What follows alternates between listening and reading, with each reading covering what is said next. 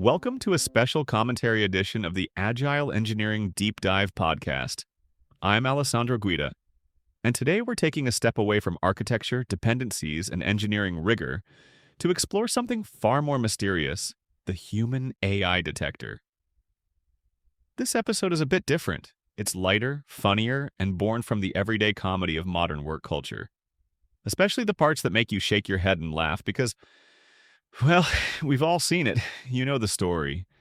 Every time a new technology appears, someone announces the end of human intelligence. Calculators, SMS, social media, and now, of course, AI.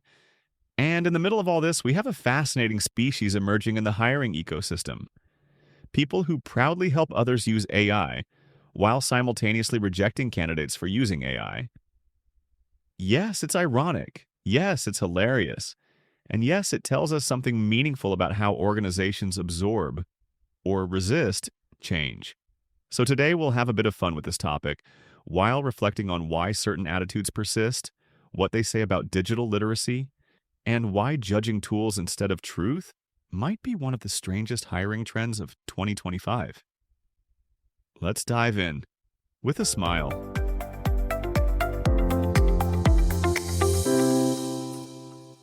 Okay, let's get into it. We're doing a deep dive today into a really fascinating modern phenomenon. It sits right at that intersection of a few different fields. Totally. You have psychology, technology, talent management, and it's what our source material calls the Human AI Detectors. Right, this sort of new tribe that's focused on spotting and then rejecting work they think has been, touched by AI. Exactly. We're talking applications, essays, professional communications. Stuff that really matters for someone's career. And if you've been following the development of large language models at all, you know they're becoming a staple. But the thing that our sources really highlight is how familiar this backlash feels. Oh, absolutely. It's like a historical playlist of panic, just on repeat. A playlist, that's the perfect word for it. Right. So our mission today is to cut through that noise. We want to unpack the myths, the psychology behind it, and the very real unintended consequences of this AI moral panic. Focusing on what really matters. Right. Skills, authenticity, and what good work even means now in 2025 when these tools are everywhere. And that's the best place to start, because the fear itself isn't new. The source material makes this crucial observation that, this tech fear is cyclical. We just keep running this loop. A loop of cognitive pessimism. That's exactly. Right. I mean, think back 40 years. The big scare was cognitive atrophy. If you use a calculator, you'll forget how to add 2 plus 2. Yes. Or that, writing SMS messages would mean you'd forget how to spell. Or social media means you lose all your real friends. I remember that one vividly. And now we have the 2025 remix. If you use AI, your brain will stop working. And it's so persistent. Sometimes it even gets dressed up with scientific references, like the 2023 Stanford MRI experiment. Yeah, but that's where you have to connect the finding to the bigger picture. You need that reality check. So what did that study actually show? It was simple, really. It just showed that when people offloaded routine tasks to AI, their brains showed lower activation in the areas responsible for those specific tasks. Which isn't damage. Not at all. It's a sign that the automation worked. The task was successfully offloaded. It's like saying that using a spreadsheet makes an accountant forget how to do basic math. It doesn't. Of course not. The cognitive load is just shifted. It moves away from the repetitive stuff and toward, synthesis, critical thinking, higher order work. You haven't destroyed intelligence, you've amplified its capacity. But what's so fascinating is how quickly that fear of decline it overtakes the actual measurable outcome, which is a huge increase in efficiency. And that practical outcome is what we really need to focus on, because every single time in history we've adopted a new efficiency tool, what happens? Productivity soars. Opportunities expand, whole new industries are born, the world moves forward, not backward. Yeah. And anyone who uses an LLM in their day-to-day professional life, you know this already, AI is not a crutch. It's a massive productivity multiplier. It's leverage. It's pure leverage, a force amplifier for what you already intend to do. It's not, a sign of intellectual surrender. And that leverage is immediate, undeniable. The sources outline this so well. Think about all those little tasks that used to eat up so much time. Like summarizing a technical report. Used to take an hour, now it's maybe 10 minutes. And we see this cognitive shortcut everywhere. The source mentions simple things like finding a recipe with the, 5 random things you have in your fridge. Or something really high stakes, like writing a speech for your grandma's 100th birthday. Yeah, or improving the flow of a really detailed job application, even in advanced design, like modeling a missing tooth for a prosthetic. Or even in cars. ADA, the Advanced Driver Assistance Right, Systems. that's a perfect example. AI is supporting safer driving, reducing the cognitive load on the driver. So these are real, tangible benefits. This frees up human brain power for things machines can't do. Strategic planning, emotional intelligence, creative problem solving. So if it's this obvious, undisputed force amplifier, Hmm. why the backlash? Why this aggressive gatekeeping? And that brings us right to it. The paradox of the human AI detector. This is where that vague fear becomes a specific and often punitive organizational policy. A policy with a name. Yep. Our sources identify the human AI detectors Hmm. as a specific tribe. You find them in recruiting, headhunting, HR, personal branding agencies. And they try to position themselves as this intellectual defense against automation. While often living in a state of perfect cognitive dissonance. Oh, this is the bad part. Because it's the same agency that, on Monday, is advertising, we use our proprietary AI to boost your LinkedIn profile. And then on Tuesday. On Tuesday, they're proudly posting, we reject any candidate who uses AI in their application. You can't have it both ways. You're trying to stand in two different boats at once. And what holds that contradiction together is one very specific claim to authority. I can spot it. I can detect AI-generated text with, 98% accuracy. Yeah. But here's the spoiler from the source material. There's no evidence.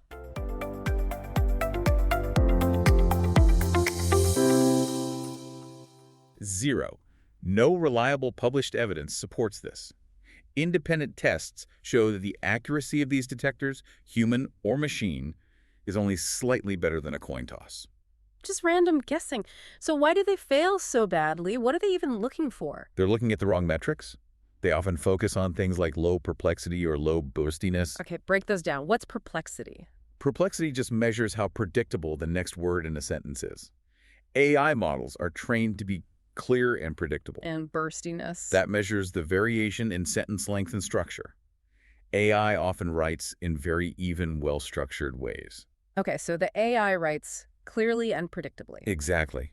But here's the unintended consequence. What does highly professional, concise, error-free business writing look like? It has low perplexity and low burstiness. Bingo. So the detection system flags an application not because it's fake, but because it's good. It meets the highest standards of professional communication. So they're literally punishing candidates for writing too well. They are. So when you hear these claims, oh, 90% of AI applications are rejected immediately. It's anecdotal folklore. It's amplified by people who have a vested interest in being the gatekeepers. It is not based on reliable data. And the real-world consequence is that good candidates are getting punished. Not for being dishonest, but for using modern tools. Yes. And we have to look at who gets punished the most. Because the penalty often falls on the people who need these tools the most. There's a real ethical problem here. You mean it harms diverse candidates? Absolutely. Think about the person with dyslexia.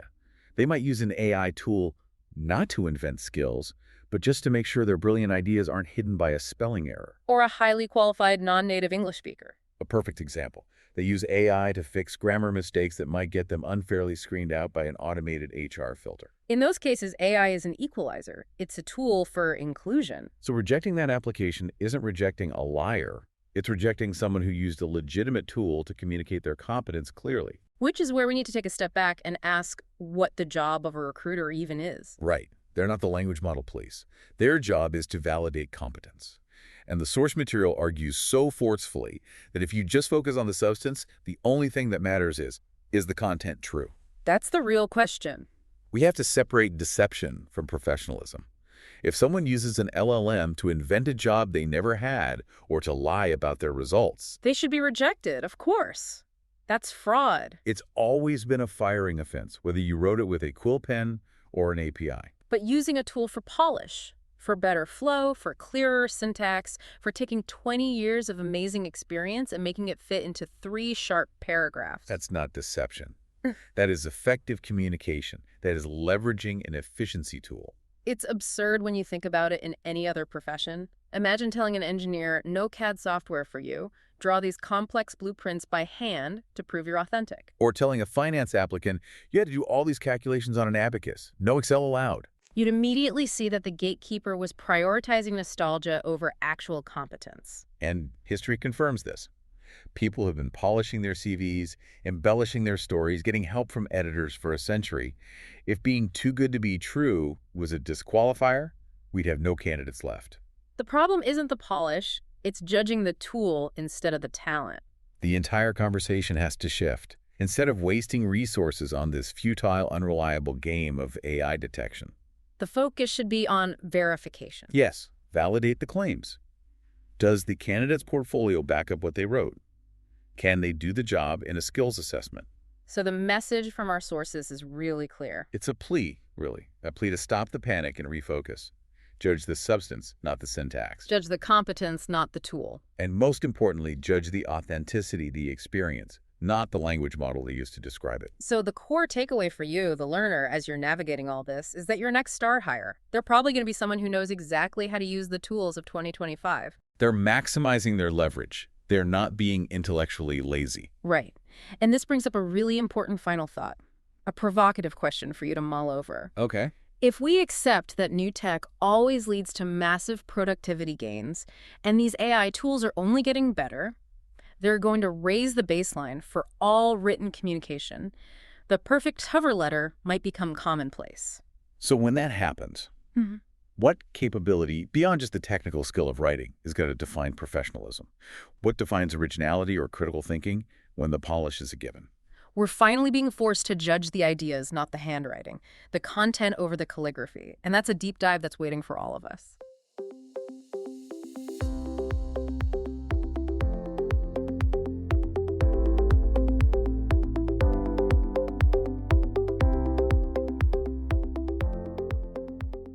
Thank you for listening to the Agile Engineering Deep Dive podcast.